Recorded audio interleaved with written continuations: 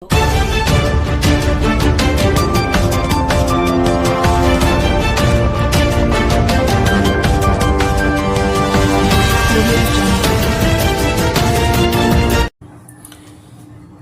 నేను మీ Eshwar. E6 news కి స్వాగతం. వార్తల్లోని ముఖ్య అంశాలు. హైదరాబాద్ చోటు చేసుకున్న భారీ అగ్ని ప్రమాదం ఘటనలో 17 మంది మృత్యువాత పడ్డారు.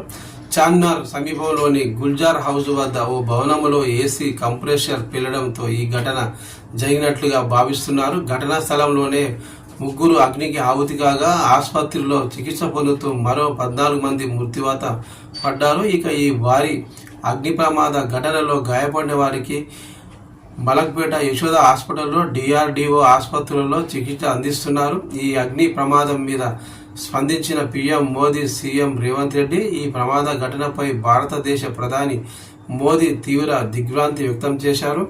మృతుల కుటుంబాలకు 2 లక్షల రూపాయల పరిహారాన్ని ప్రకటించారు. CM రేవంత్ రెడ్డి భారీ అగ్ని ప్రమాద ఘటనలో మృతి చెందిన మృతుల కుటుంబాలకు తన సానుభూతి తెలియజేశారు. గాయపడిన వారికి తక్షణం వైద్య సేవలు అందించాలని అధికారులను ఆదేశించారు.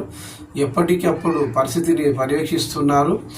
బీజేపీ ఎంపీ బండి సంజయ్, కేంద్ర మంత్రి కిషన్ రెడ్డి, మంత్రి పొన్నం ప్రభాకర్, KTR, హరీష్ రావు తదితరులు భారీ అగ్ని ప్రమాద ఘటన చేసుకున్న విషాదంపై తీవ్ర దిగ్భ్రాంతి వ్యక్తం చేశారు.